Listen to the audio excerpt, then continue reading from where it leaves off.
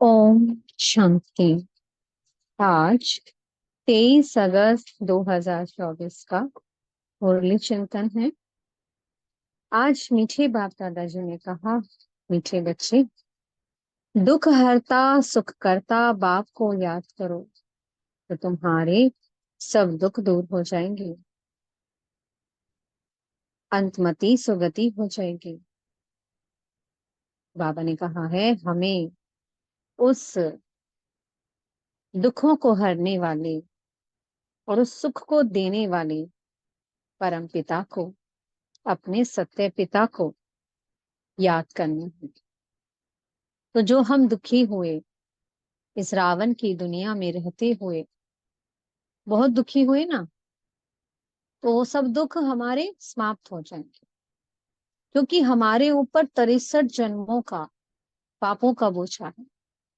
तो वो बोझा हमें और भी अधिक भारी बना देता है, मन परेशान हो जाता है, गलतियों पे गलतियां होती रहती हैं।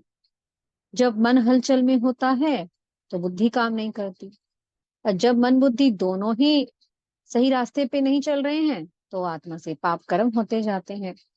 तो ये बोझा दिन प्रतिदिन बढ़ता जाता है। फिर मीठे बाबा ने कहा, बच्चों, अब आप कहाँ पर हो? इस दुखधाम के अंत पर और सुखधाम के आदि, यानी कि संगम युग पर तुम हो। अब तुम्हें मुझे याद करना है। तो जितना जितना आप अपने को आत्मा समझोगे और मुझको याद करोगे, तुम्हारे ऊपर जो जन्मों जन्मों का बोझा है वो भस्म हो जाएगा। इसलिए बाबा हमें बार बार ये डायरेक्शन देते हैं कि बच्चे, चलते फिरते उठते बैठते खाते पीते हर समय मुझे याद करो। कल भी बाबा ने मुरली में यही कहा था ना, खाना पकाते, ऑफिस में कार्य करते, पहरा देते, हर कर्म करते हुए मुझे याद करो। क्योंकि याद से आत्मा एक तो हल्की बनती है, आत्मा पवित्र बनती है, आत्मा अपने मूल स्वरूप में, जो हमारा सतो प्रधान स्वरूप है, आत्मा सतो प्रधान बनती है। मीठे बाबा ने वार्न किया हमें कि बाबा क्यों याद के लिए कहते हैं? क्योंकि हमें याद करने का जब अभ्यास होगा, हम हर कर्म करते हुए बाबा को याद करेंगे, तभी तो अंत समय में बाबा की याद टिक पाएगी। वरना देह याद आएगी, देह के संबंधी याद आएंगे। इसलिए बाबा क्या कहते हैं, देह सहित देह के सब धर्मों को भूल जाओ, सिर्फ एक मुझे याद करो। तो याद करने का अभ्यास हमें अभी से करना है, ताकि वो जब अंत समय आए तो हम उस याद में टिक पाए, हमें और कोई मित्र संबंधी याद ना आए। क्योंकि गायन है ना, अंत काल जो स्त्री सिमरे, अंत समय में जो हमें याद आ जाएगा, कोई दोस्त याद आ गया, माता पिता याद आ गए, बच्चा याद आ गया, पत्नी याद आ गई, तो वही गति हो जाएगी हमारी। तब सुखधाम में जा पाएंगे क्या? फिर सजाएं खानी पड़ेंगी, दुख उठाना पड़ेगा। और जिस आत्मा को बाबा की याद में रहने की अभ्यास होगा, वो आत्मा बाबा की याद में शरीर छोड़ेगी तो खुशी खुशी शरीर छोड़ेगी, कष्ट नहीं होगा, और बाबा की गोद में बैठ करके जाएगी, और साथ साथ सुखधाम का वर्षा भी लेगी। बाबा कहते हैं मेरे जैसा मीठा कोई नहीं है। इसलिए बाबा कहते हैं कि मुझे याद करो। वो कहते हैं जिसको हम ज्यादा याद करते हैं तो उसके गुण हमें ना ऑटोमेटिकली आने लगते हैं। जैसे अगर आप अपने किसी दोस्त को, किसी भी संबंध को याद करते हो, तो ऑटोमेटिकली उसको याद करते करते अगर उसमें कोई बुराइयां हैं तो वो हम में आने लग जाती हैं, हम उसके जैसे से व्यवहार करने लग जाते हैं। अगर किसी अच्छी चीज को याद करो, किसी अच्छे इंसान को जितना ज्यादा याद करेंगे, उसके गुण हमें ऑटोमेटिकली आने लग जाते हैं। क्योंकि एक कनेक्शन है, चुंबकीय चुंबकीय कनेक्शन है एक ही, आत्मा का आत्मा से। तो इसलिए बाबा क्या कहते हैं, घड़ी घड़ी मुझे याद करो। तो हम जितना जितना बाबा को याद करते जाएंगे, तो उनके गुण, वो गुणों का सागर है, उनकी शक्तियां, वो शक्तियों का सागर है, वो हमें ट्रांसफर होने लग जाएंगे। हम उसके समान पवित्र बनते चले जाएंगे, गुणवान बनते चले जाएंगे, शक्तिशाली बनते चले जाएंगे। इसलिए बाबा कहते हैं कि मुझे बार बार याद करो। वही है दुखों से छुड़ाने वाला। हम कैसे, कितने गोरे बाबा ने हमें बनाया, गोरे से हम कैसे बन गए, एकदम काले बन गए। देखो, बाबा कहते हैं देखो कृष्ण का चित्र कितना काला दिखाते हैं, राम का चित्र कितना काला दिखाते हैं, काली को देखो, काली माता का कितना काला बना दिया है, इतना काला बना दिया। इतने काला कोई होता है? ये कैसे बने? ये चित्र इसलिए बना दिए क्योंकि विकारों में गिरने से, काम विकार में गिरने से आत्मा काली बन गई। ये निशानी है आत्मा के कालेपन की। तो बाबा आते हैं और बार बार कहते हैं, आत्मा समझ, मुझको याद करो तो मैं तुम्हें गोरा बना दूंगा। सतो प्रधान बनना बना, गोरा बनना। आत्मा जितनी जितनी सतो प्रधान बनती जाती है, उतनी आत्मा गोरी बनती जाती है।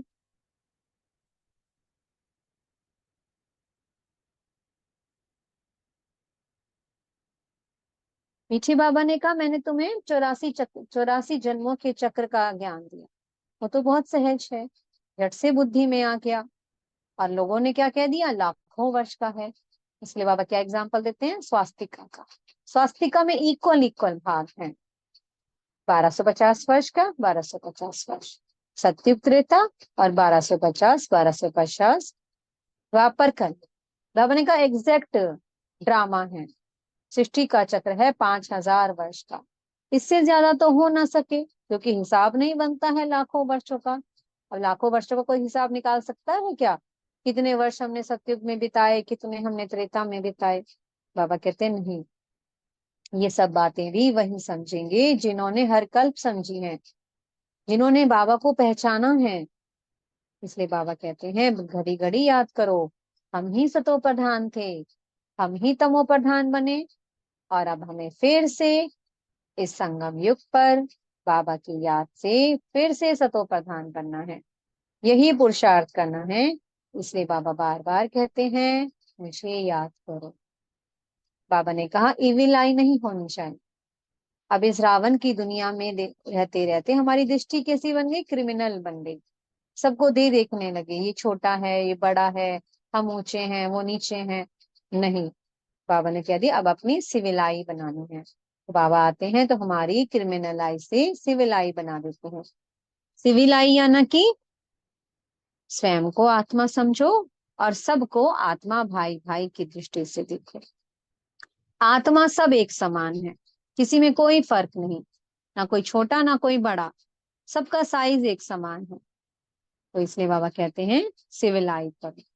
जो आत्मा जितना अधिक सिविलाई रखेगी, बाबा की श्रीमत पर चलेगी, बाबा की याद में रहेगी, वो उतना जल्दी चढ़ती जाएगी, यानी कि सतो प्रधान बनती जाएगी। बाबा कहते हैं मैं कोई तकलीफ नहीं देता हूँ, सिर्फ क्या कहते हैं, घर गृहस्थ में रहो, बच्चों को संभालो, काम काज करो, सिर्फ बाप को याद करो। बाबा कहते हैं मैं ही एक पतित पावन हूँ। अब कह देते हैं गंगा पतित पावनी है, ऐसे तो बहुत सारी नदियां हैं, सत्य त्रेता से चली आ रही है नदियां, कई नदियां हैं।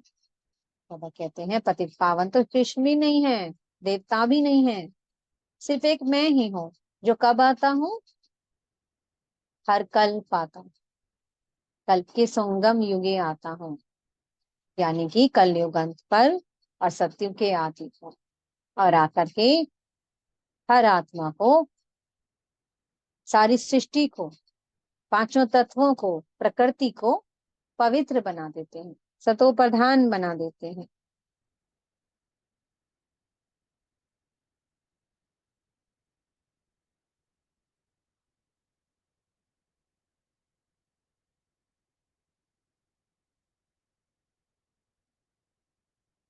सतगुरु जी ने आज वरदान दिया, अपनी श्रेष्ठ वृत्ति द्वारा विश्व का वातावरण परिवर्तन करने वाले आधार मूर्त था। बाबा ने कहा आप बच्चे सिर्फ अपने जीवन के लिए आधार नहीं हो, आप पूरे विश्व के लिए आधार मूर्त हो, इस सारे विश्व को परिवर्तन करने के आधार मूर्त। क्योंकि हम बाप से शक्ति लेते हैं, और उन शक्ति को हमें सारे विश्व को दान करते जाना है। अपनी श्रेष्ठ वृत्ति से इस सारे विश्व का वातावरण परिवर्तन करना है। और ये वृत्ति कैसे चेंज होगी? दृष्टि से। आपकी पवित्र दृष्टि की, विश्व की आत्माएं, ये प्रकृति सब पवित्र बन गई है। तो बाबा ने हमें क्या दिया? सिविलाई दी, समझ दी, हमें समझदार बनाया, हमें शुद्ध संकल्पों का, स्वमानों का श्रेष्ठ खजाना दिया, हमारी दृष्टि को बदला। तो इसलिए हमें अपनी दृष्टि शुभ भावनाओं, शुभकामनाओं से भरपूर रखनी है। सबके लिए हमारे मन में क्या हो? आत्मा भाई भाई का पाठ पक्का हो, सबके लिए प्रेम का भाव हो, रहम दिल का भाव हो। तो बाबा कहते हैं ऐसी दृष्टि से फिर क्या बदलेगी? सृष्टि बदलेगी। इसलिए बाबा कहते हैं आप इतनी बड़ी जिम्मेवारी के ताजधारी हो। जो जितना ताजधारी बनेगा जिम्मेवारी का, उसे उतना बड़ा ताज तख्त मिलेगा। तो अपने को निमित्त समझना है कि हर ये सब जिम्मेवारी मेरी है। इस विश्व को परिवर्तन करने की, पवित्र बनाने की जिम्मेवारी मेरी है। तो जो आत्मा जिम्मेवार होगी वही क्या बनेगी? तख्त नशीन बनेगी। अभी का पुरुषार्थ हमें क्या बनाता है? सत्युग का मालिक बनाता है। जो इतना जितना अधिक अपना परिवर्तन करेगा, संस्कारों का परिवर्तन करेगा, हर आत्मा को सुख देगा, वही आत्मा उस सुख धाम में उतना अधिक सुख पाती है, तख्त पर बैठती है। स्लोगन दिया, सर्वशक्तिमान बाप को अपना साथी बना लो तो कोई भी विघ्न आपको रोक नहीं सकता है। साथी कौन? स्वयं सर्वशक्तिमान। और मैं कौन? मास्टर सर्वशक्तिमान। तो जहां पर दो सर्वशक्तिमान आत्माएं हैं, सर्वशक्तिमान बाप और मास्टर सर्वशक्तिमान मैं आत्मा, तो मेरे सामने कोई विघ्न टिक सकता है क्या? पहाड़ क्या बन जाता है? रूई बनकर उड़ जाता है। तूफान क्या बन जाता है? तूफा बनकर जाता है, मुझे ही कुछ देकर जाता है। तो इसलिए सदा बाप को कंबाइंड रखो। तो जो आत्मा बाप को सदा कंबाइंड रखती है, वो सदा विघ्नों को पार करती जाती है, रुई के समान उड़ाती जाती है और सदा उड़ती कला में रहती है। डबल लाइट फरिश्ता बन करके सबको फरिश्ता बनाने का बाप को सहयोग देती है। हमें यही सहयोग देना है ना पिता को। ओम शांति। बहुत बहुत शुक्रिया प्यारे प्यारे हमारे मीठे मीठे बाप दादा जी का। ओम शांति।